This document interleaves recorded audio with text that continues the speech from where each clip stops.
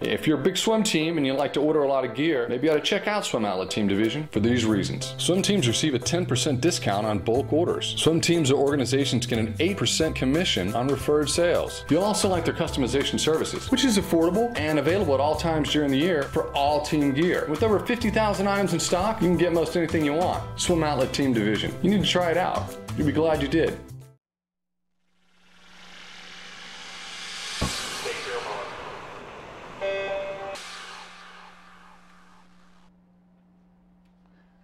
This is the Morning Swim Show for Friday, January 17th, 2014.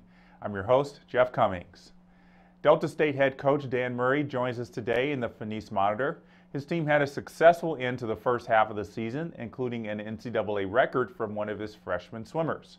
And with us now from Cleveland, Mississippi, is Dan Murray. Coach, it's great to see you. How are you today? I'm doing fine. How you doing, Jeff? I'm all right. Happy New Year. Same to you.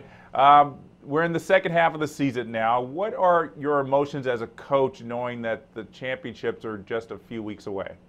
From a coaching standpoint, we're real excited. We're exactly 56 days out today from NCAA's and 35 from our conference competition that we'll host here. This is an exciting time. Everyone's kind of getting back into school and just getting ready to swim fast in hopefully another month or so. Well, I know the University of Michigan has a little clock that runs down to the Olympics. It sounds like you have a clock that runs down to the NCAA championships. You know exactly how many days you have. Yeah, I'd like to get one of those clocks set up. It would motivate a lot of your swimmers, I'm sure. Exactly. We do a constant track or like a countdown to any of our upcoming meets on our workout sheet, so they're always aware of the next meet or when we go to training trip or conference or NCAA. Conference and NCAAs are always on the sheet. So okay. We started out and it was about 150 days away when we first started. So they're antsy to get ready to swim fast. Well, you guys are certainly doing well so far. Your kind of your December resting meet, you had an NCAA Division II record in the 200 back from Anastasia Klyarovskaya. I think I got that right. I tried it a few times. 156.44. Were you expecting that at all? This was her first meet in competition. She arrived here last spring and she had to sit out for a year. She's one of the best competitors we have on the team. Anytime we do any racing and practice, I knew she was going to do well. I wasn't quite sure where she was going to be, but I'd say that's a good first meet. I think so too. It probably get you even more excited for what she can do at a Division II meet. Exactly, without a doubt. She, tell you what, she's a very hard worker. She's very into how we operate and the program, and she has a lot of really good questions. And as most good athletes, they always have suggestions of their own, but she's willing to try just about anything we're willing to do. And she just does not like to lose. That's the one thing I've learned. She is a fierce competitor. Well, that is a sign of a good swimmer. She's from Moscow. How did you find her? We've got a couple connections with some former athletes and alumni that were on our team a few years ago, and we do our homework on any athlete, and her name kind of came across, and we talked for a few months, and we found out we'd be a good fit. And it's been great since she's been here. She's really fit in with the team, which is something that's more important from a coaching staff and a team standpoint than anything. When you're setting up your recruiting season, which is coming up, I guess starting in June, how do you go about it in terms of looking across the United States to see the swimmers that you want, and going outside the United States to finding some top level athletes? Great question. Really, with us, we sit down with the entire team at the beginning of the year. We put all the girls in one room and all the guys in another room, and we have a team meeting. And we discuss a lot of recruiting and what we're looking to do as a team, what we're looking to bring in. And the number one factor that's real key for us, as long as they get along with the team and would fit in with the current team we have, that's something that's real important to them to keep the team chemistry we have. And so as a coach, if you're recruiting somebody that's not able to make a visit, we use Skype multiple times and just make sure that they would be a good fit for our team. With domestic athletes, I see everyone as the same, and I think most of our team sees it the same way. If someone's going to end up being a great fit for our program and wants to buy into what we're doing, and regardless of where they're from, we're going to give them an opportunity. Well, it's very interesting that you get the team involved with recruiting right from the start. Not many, at least from my understanding, is a lot of coaches don't do that. They usually get the team involved once a swimmer, expresses, at least some kind of interest. So, yeah, that's really interesting that you do that right from the get-go. We, like I said, we put everyone, in a situation where they're a part of the process. We have a couple simple team rules, but we have more team standards than anything else. And out of that meeting, from a recruiting standpoint, the whole team is really more concerned about people that will fit in with the current team. We have guys or girls, someone that wants to work hard, someone that wants to pursue getting a degree and being successful, potentially on a national stage or an international stage, if that being something they're wanting to do from a long-term goal. And if we seem to have a program that's going to work for them based off our different training groups, and we have the majors that they want, and we get a good feel that they would fit in with our current team, we'll definitely give someone an opportunity. You've talked a lot about what this philosophy is of your team.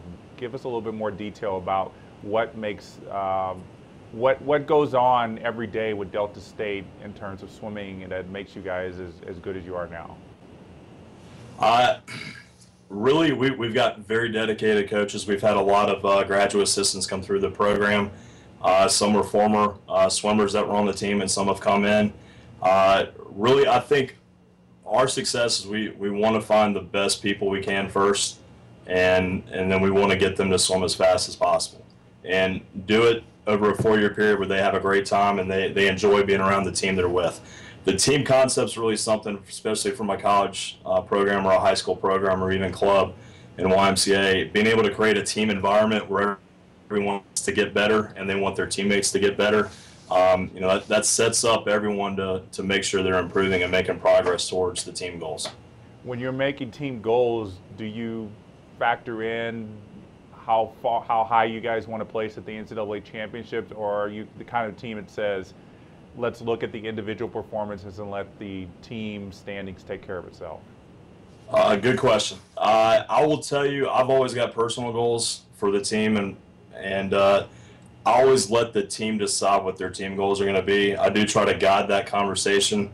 As far as nationals, the goal this year for both teams has been able to get a relay qualified, which we haven't been able to do since I've been coaching the program. This is my 4th year coaching the college team and the club team here in Cleveland, and just get more people qualified to the meet. Last year we brought right around 6 between guys and girls with swimming and diving. So just trying to continue to improve on that. I know most of the team, they're starting to want to have another evaluation of our team standards. They've got some goals that they want to accomplish this year that we did not factor in our meeting back in September. Well, you got somebody like Anastasia who's really obviously already qualified for NCAA championships, is really going to probably help that medley relay at least. You got any other swimmers that we should be looking out for in the last few weeks of this season?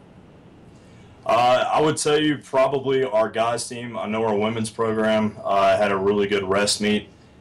We rested right at a week. Everybody, no one really got anything different. I think once the guys can get a chance to get a little bit more rest going into their taper phase, we've got some guys that have been really doing some fast things in practice and haven't had a chance to showcase that yet in a competition. So I would say our guys team, and we've got a couple girls that also, if we can get them a little bit more rest, I think they're going to be lights out. So they're all probably like you, counting down the days until they can start resting and show the country what they have. Exactly. They remind me every day when taper starts. So pretty soon I'll be able to say yes. Well, Coach, I've been looking at this through the whole interview, and I've got to ask you, what's in that top secret drawer behind you? Oh, I didn't even notice I was there.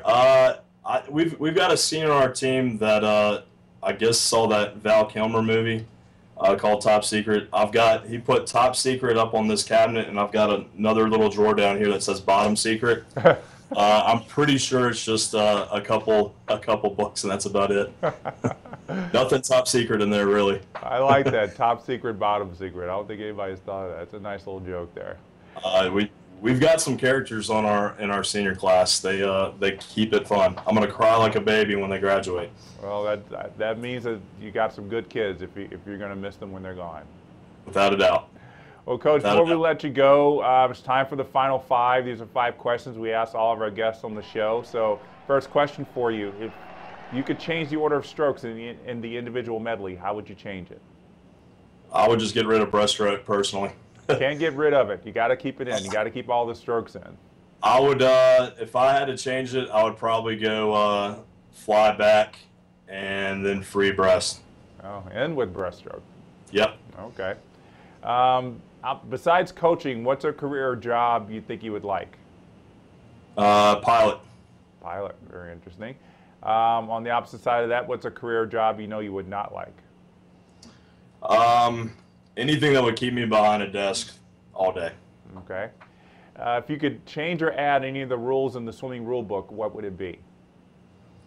Underwater cameras for the dolphin kicks. Have them. Okay. And last question, where do you like to go for vacation?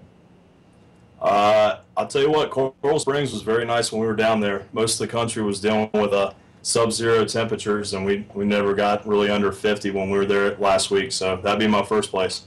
Okay, yeah, I think 90% of the country would agree with that.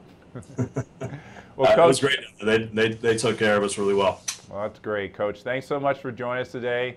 Good luck with the remaining 56 or so days in the before conference, and we look forward to seeing how you guys do at NCAA's. Awesome, I appreciate it, Jeff. Thank you very much. My pleasure. All right, so that's going to wrap it up for today's edition of the Morning Swim Show. We hope you have a great weekend. I'm Jeff Cummings. Thanks for watching.